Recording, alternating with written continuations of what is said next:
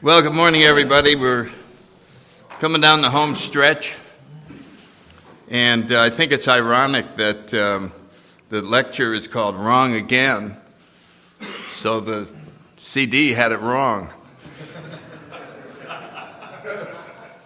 I wouldn't change it, John. I would print all of them in longhand, Wrong Again. This thing was wrong from the start, and so anyway,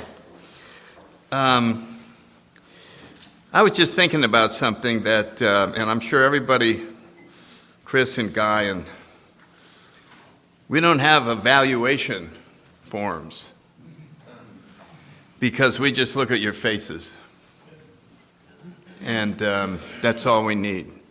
I can't tell you the love that we feel from you guys, and then watching you come to know and love each other. You don't need an evaluation report. It's done. It's kind of like, I remember giving a talk on this, that a conductor can watch the faces of the audience during the performance and sees what the music and the orchestra is doing, and they don't need applause at the end. They can see it. And so I just wanted to report that we got very high grades this time.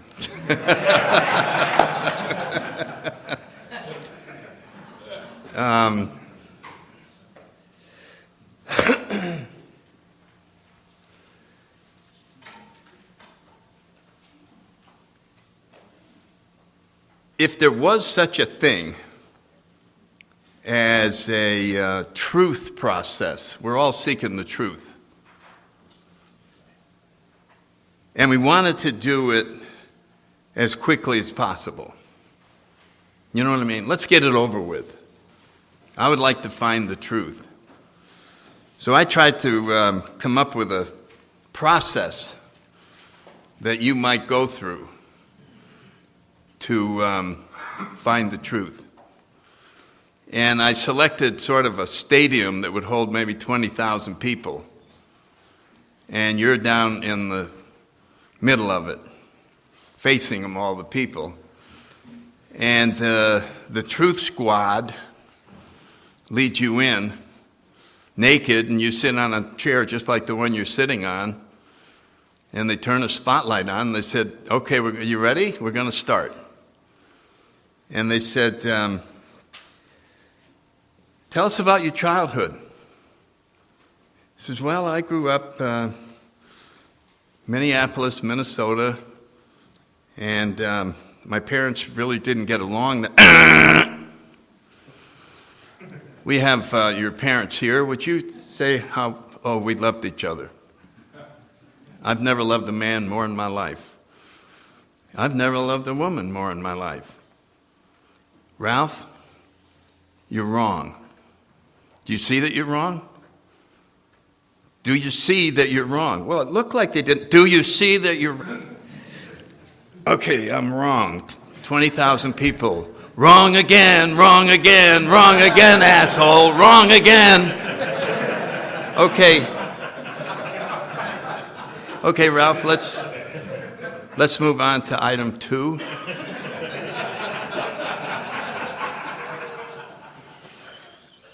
And the crowd, they're getting tired. It's 6-7 hours later. Wrong again, wrong again, wrong again, asshole, wrong again. Okay, Ralph. Item 926. Tell us about your high school football team. Oh, man, it was but we were a real team. We all loved each other. We have the whole team here. Team, what do you think of Ralph? He was an asshole. Ralph, do you see? Do you see this? Ralph, do you see? Can you understand? Are you wrong or not? Well, I thought they were, are you wrong or right? Okay, I'm wrong. Wrong again, wrong again, wrong again. Okay, Ralph. Item number 9,163. Do you want to continue?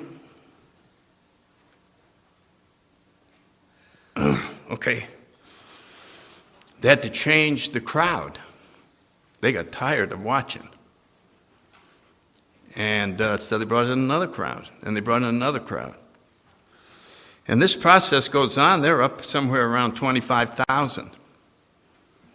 25,000 wrong agains in front of 10,000 people shouting, wrong, wrong. And it goes on. It's the normal process is only 3.5 days.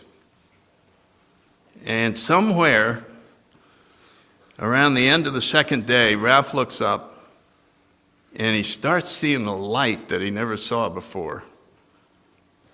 And it's just a little bit of it, but he just can't take his eyes off it. And he just says, my God, what is that? And he said, that's the truth. Do you want to continue? He said, I can hardly wait.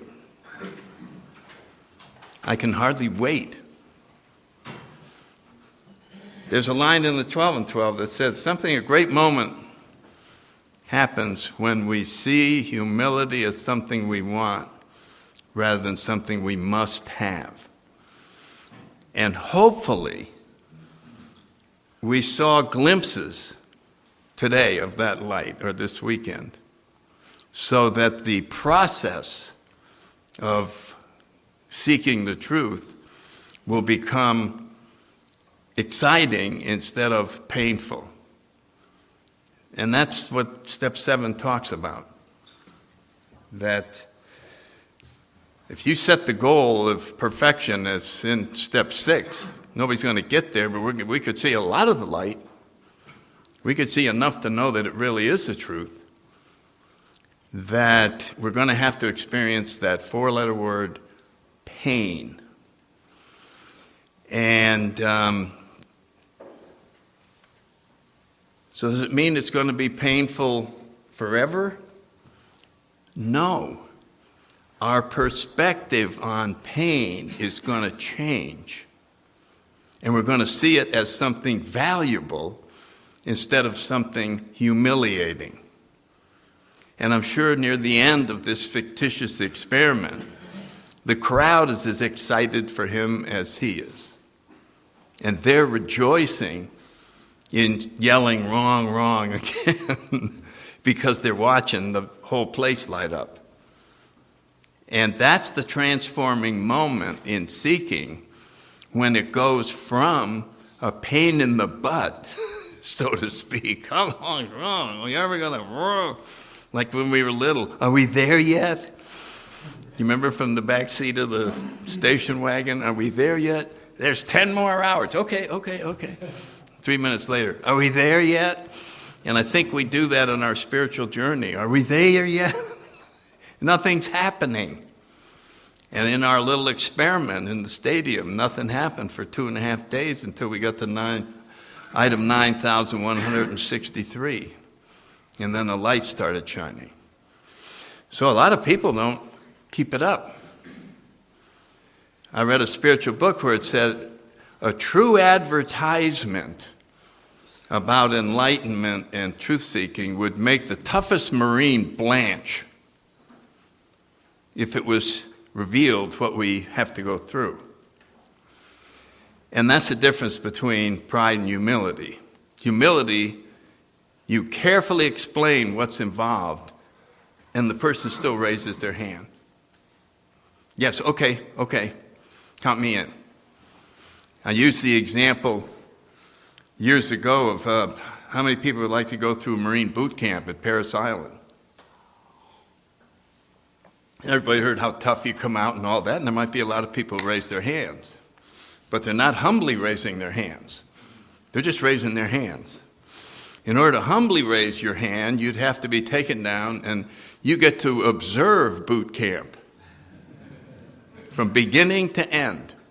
You get to be right up close, watching the faces of these guys and watching some of them break and quit and this and that. And then at the end, I don't know how long it is now. It used to be 10 weeks. Maybe it's 12. Anybody know? Anyway, at the end of the time, then they ask, would you like to go through this?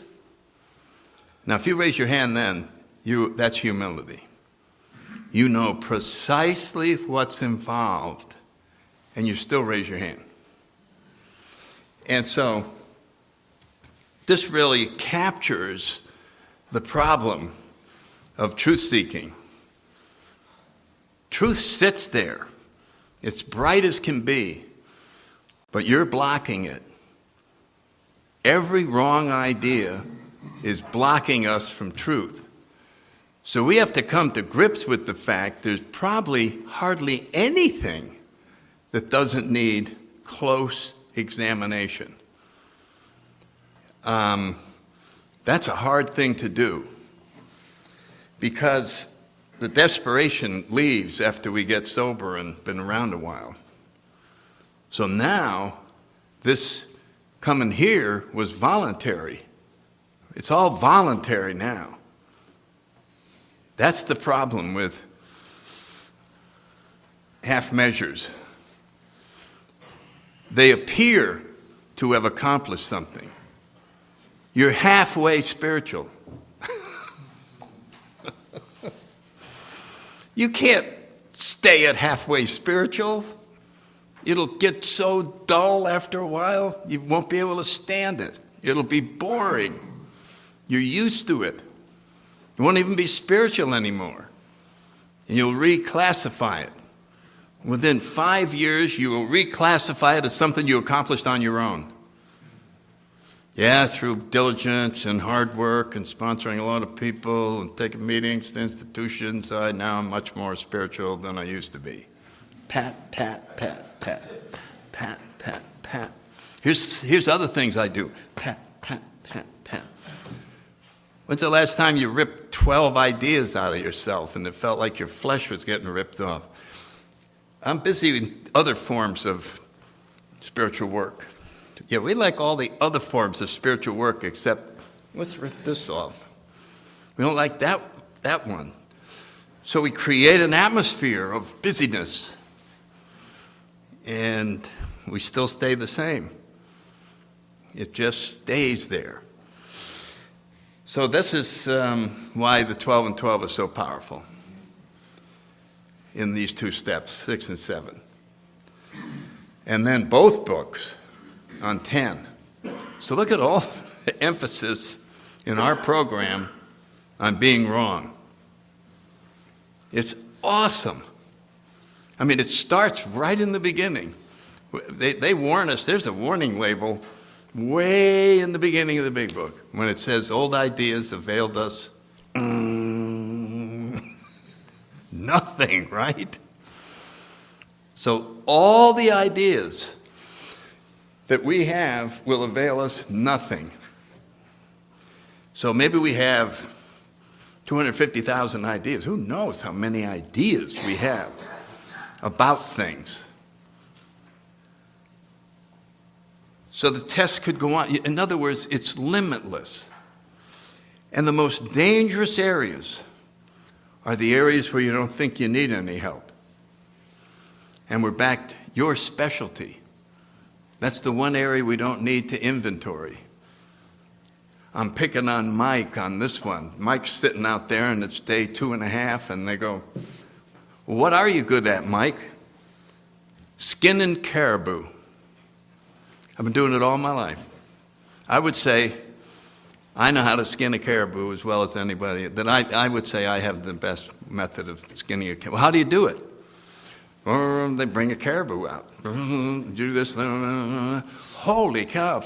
8 minutes and 31 seconds, done, all cut up, ready to go in the freezer. And he sits down. They bring another guy out. Somebody Mike never heard of. And he does it in 3 minutes. And then finally they go, well, Mike, is yours the best way or is yours the wrong way? See, you don't want your specialty to be also wrong. Right? That's one area that doesn't need inventorying. And it's the one area that blocks the most. That's the trick up the ego's sleeve.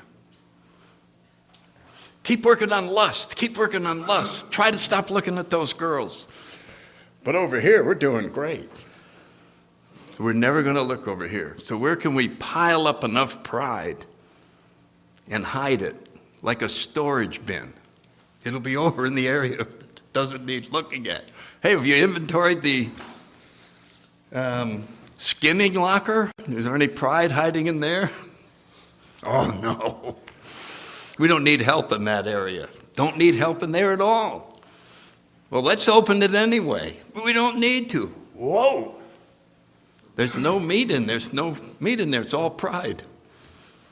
41 pounds of pride hiding behind our specialty. Anybody get squirming a little bit?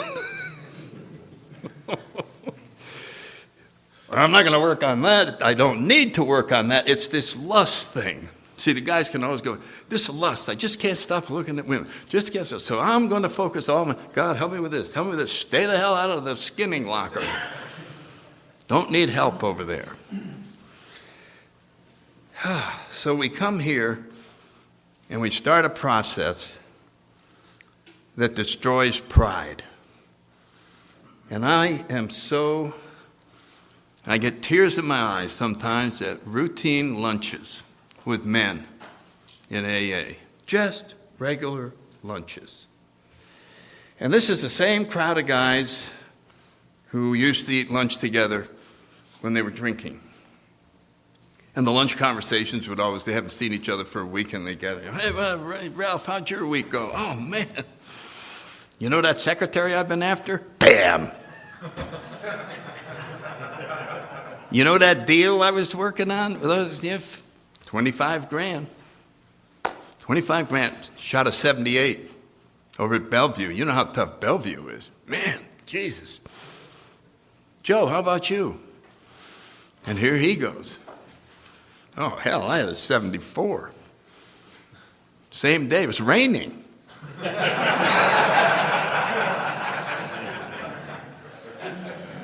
My doctor told me not to play.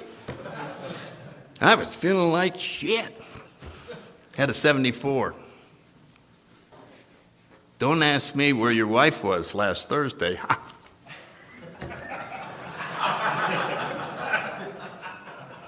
You remember that? You remember that my ego is bigger than your ego? Remember those games? You had to come out on top. You had to come out on top. Same guys. Now they got 5 years.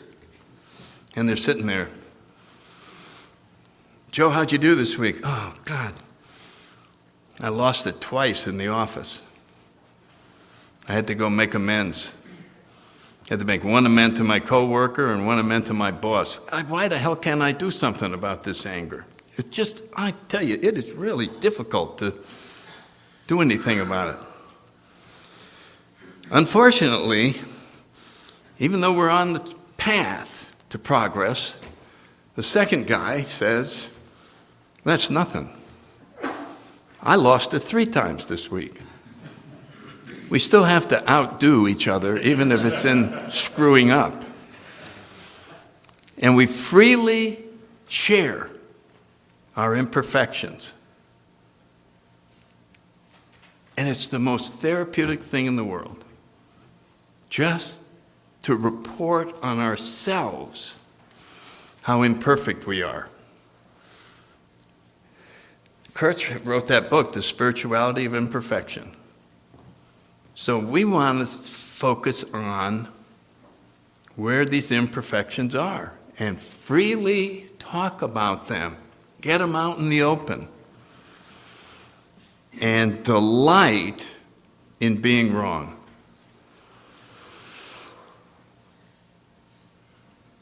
It's as if all our ideas, suppose instead of having a human body, we had the body of a toothpaste tube. You know how jam full they are, and they're sitting on the counter. I think if I was going to be a toothpaste tube, I'd like to be Crest. It's got a cool name, Colgate. I mean, come on, Crest. Crest. You see Crest? You guys see Crest? Palmolive? What the hell is that? Crest. And they've obviously put a little more. Look at this tube. Oh. That's sort of a skinny tube that you got over there. Well, truth-seeking is like taking the toothpaste out of the tube. Doesn't look so good, does it? It just starts getting empty. Now you're squeezing that because there might be some left in there. And you squeeze. Do you ever go and try to get every ounce of toothpaste out there. I throw them away now before I get all the way, but this is the process. That is what we're going to go through. That's what we're trying to. So, what's in the tube? You are. That's what we have to get rid of is you.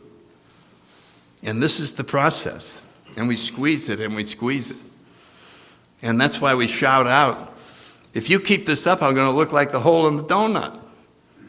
There won't be anything of me left. Look. Tube is empty. That's success. Doesn't look like success, does it? Look at that. Totally empty. Now, it can be filled with God. The vessel has to be empty. And just to make a joke out of it, we obviously would call that YouTube. Okay, that's terrible.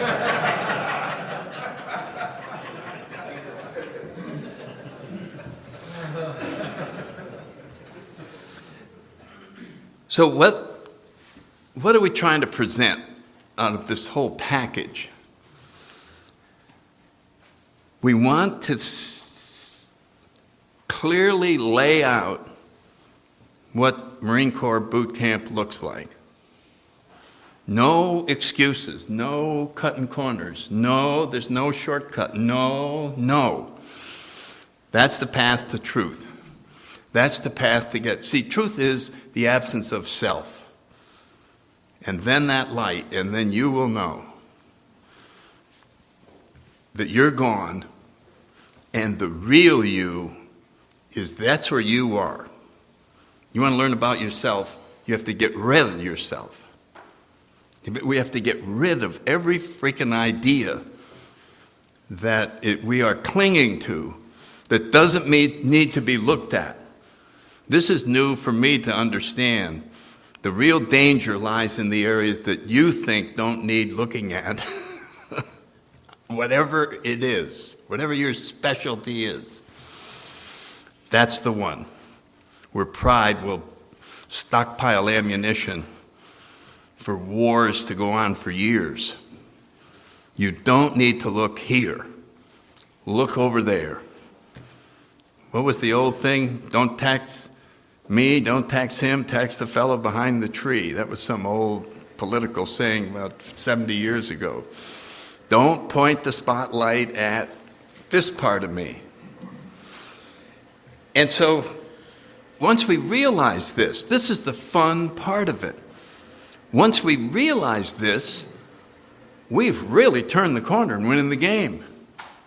It's like suddenly moving up about 8 levels in chess. And you go, whoa, I see the game now. I see how I'm tricking myself. I see all of the moves that are being used to block me from getting there. And I'm willing to put effort in. So the 12 and 12 makes it very clear that pain doesn't go away. Our attitude towards it, our perspective on pain, and it becomes effort. It becomes something that we seek because we know the results that we're going to get, because we started getting them. In the beginning of the truth process, there was no light. You couldn't see anything. So it looked like a fruitless search, a painless humiliation in front of all these people. Wrong again, wrong again. Are we through? No, God, we're only up to 6,120. And so it's just like, it's easy to quit because there's no results yet. But once you see a little bit of that glimmer, which everybody in this room has done, now the motive for doing it is to get there. Not because you have to, because you want to. I know I have to be humble. I'm going to have to deal with getting rid of pride. I'm going to have to. Now you look out and you go, I can hardly wait to get rid of pride. I can hardly wait to move on. Oh, I've got to go through it. Yeah, count me in. Count me in. Let's examine that. Okay, let me talk about that some more. And you're just racing because every time you do it, it gets brighter. Every time you do it, it gets brighter. So it is not by accident that we have all these hints about being wrong. And just look at the 10th step. When we're wrong, promptly admit it. And Chuck used to talk about that, uncover, discover, discard. He was so tickled when he found something else he was wrong about. You know that giggle he had? Okay, we throw it away. He actually got a kick out of being wrong. And when you think about it, it's like getting another thorn out of your side. Oh, another thorn. Yeah. You don't go, well, that's my thorn. Put it back in. No, I am the best antelope skinner. So if we can transition it from the painful process of humiliation and feeling bad about it and feeling embarrassed, all of those embarrassment feelings are getting you closer. Every time you get embarrassed, every time you will find as you move along that the clumsy acts that you do, you knock over a cup of coffee or you trip and fall in the middle of the meeting or whatever, you won't feel as embarrassed as you used to. I don't know, has any of you started to pick up on that? That you go, oh yeah, the coffee fell on the floor, I'll go get a paper towel and I'll go do it. And there's no sense that people are going, oh, what a jerk. Where did that go? When you start feeling that, when you start feeling less embarrassed for stuff that used to humiliate you. I mean, when I came in my first meeting, if I dropped a handkerchief or something, I said, oh, I can't go back to that group for a week. I mean, my God, what do they think of me? A guy dropped my handkerchief in the middle. You remember that trembling concern because your entire identity came from them and what you thought they saw. So if you are experiencing this, less embarrassment over clumsiness or a misspeak, you said the wrong word or whatever, and everybody caught you on it, and they all went, and you find yourself going, I did it, yeah. And there's none of the redness, none of that flushing feeling when, that's huge. That's amazing.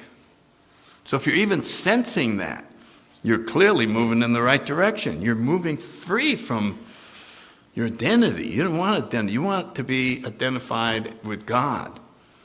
So this is a destructive process. The analogy has been used for years about the sculptor and the marble, and they just take this block of marble and chip away all the crap that isn't that beautiful statue. So that is inside of each of us. It's just the chipping seems a little painful at times. Bam, bam, ooh, more of my ego. Another idea. I couldn't possibly, the one thing I know I'm not wrong about, and as a matter of fact, I forgot, I was going to start the lecture with two guys in a bar in Wisconsin, and they're arguing over what the capital of Connecticut is. Do you guys ever get involved in that late night in a bar? And one guy said it's New Haven, and the other guy said it's Hartford. Goddamn, I grew up there. Don't tell me it's not New Haven, for crying out loud. New Haven, that's a freaking place was founded in 60. What the hell? You cry, goddamn, you know? And then the other one, well, Hartford, for crying out loud, that's the insurance. Do you ever hear them? Pretty soon people just get the hell away from those guys. And they might ask the customers in the bar, then they're going to take sides because they know they'll get hurt. It's up at that level. And finally, one of them gets so mad he goes home and gets an atlas. And he comes back and he puts it on the bar. You see that? You do it. What does it say? Hartford, capital. What does it say? What does it say? Even then you couldn't go, well, I guess I'm wrong. You'd go, well, it used to be New Haven.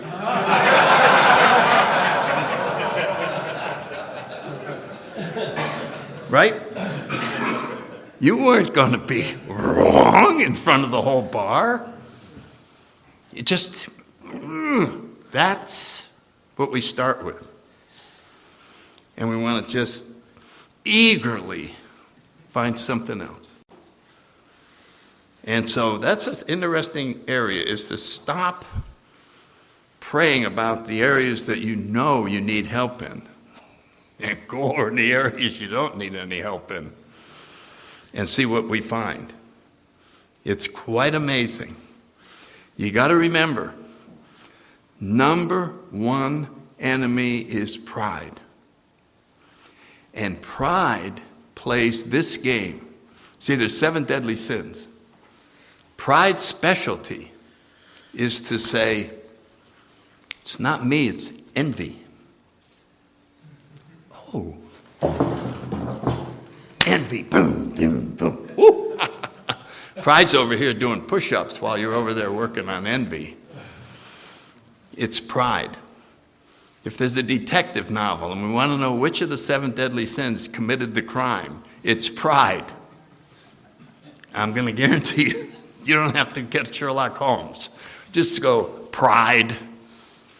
It is deadly, and it's especially deadly to us, guys. It is just going to kill us. I just think of, I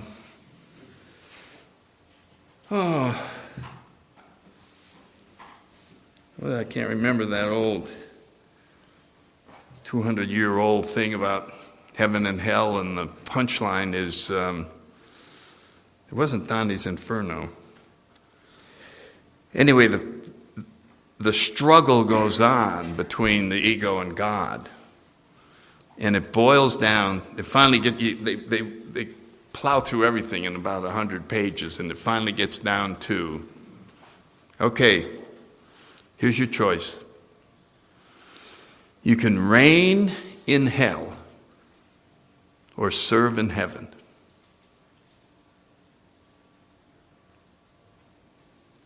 Reign in hell. I can have anything I want there? Yep. I could have 5 mansions? Yes. 100 women? Yes. 2 billion? Yes. And what do I do in heaven? Just serve God. People aren't in hell because they were sent there. They choose to go there. So they can be in charge.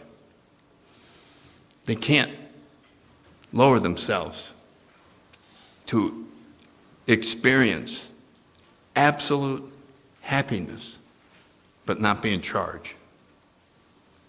So the process of being wrong is the process of stripping away your right to your life. That's asking a lot, isn't it?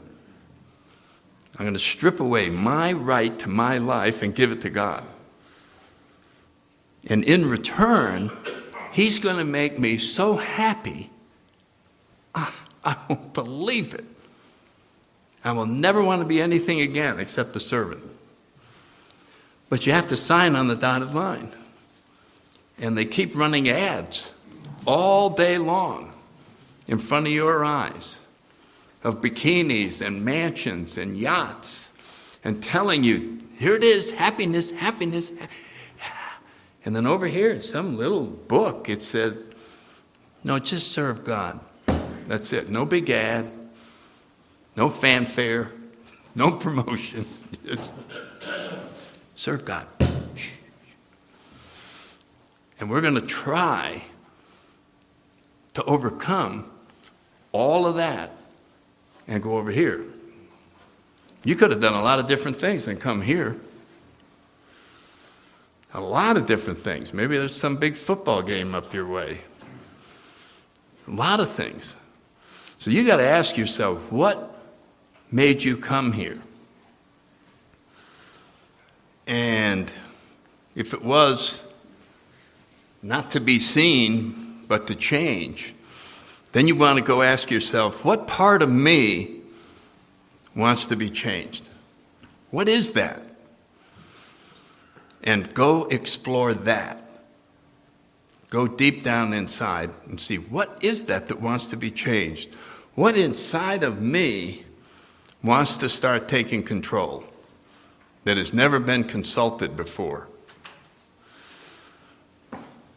And that's the quiet area, that's the spirit, that's the compass that's leading you home, and that's the signal to listen to instead of the blare of the commercials and the ego's ideas of what would be great and wonderful and all of that.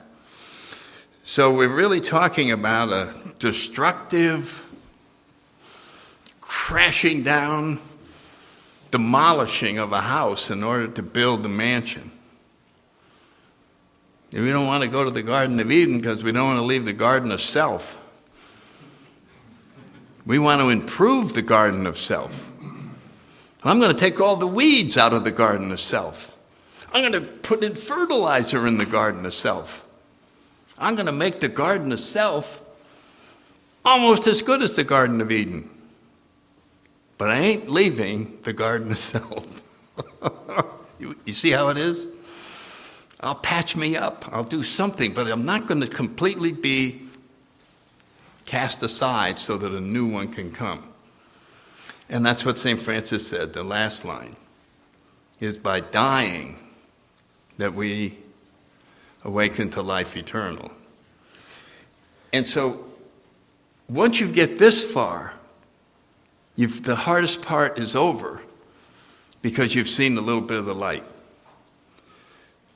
But now the pride is more worried than it was before. Uh-oh, this guy's starting to get the joke.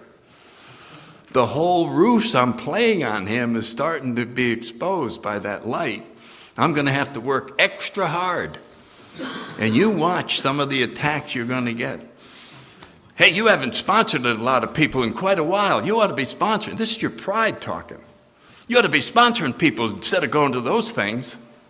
Anything to keep you away from the light, and you're over, oh, I'm helping this guy, I'm helping this guy, I'm helping this guy. Have you ever looked into the skinning area? Have you ever looked into the, whatever your specialty is? No, look at all the help I'm doing.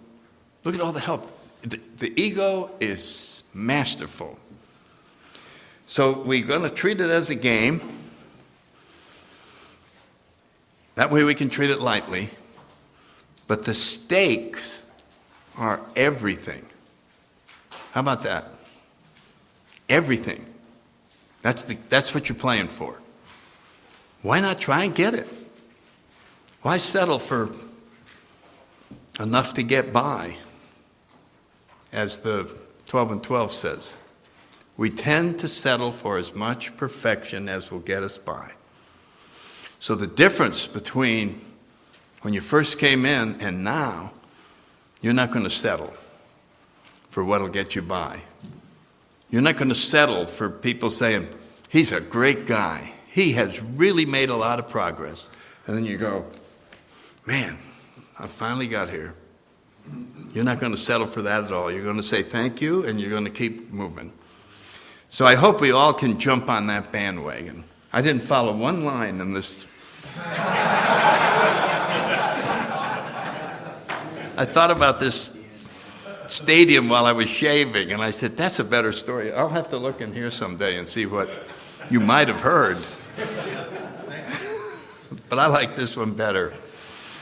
Okay, we're going to take a 10-minute break and stretch our legs and do all that, and then we'll have a final wrap-up from 11 to 11:40. Okay? Thank you, guys.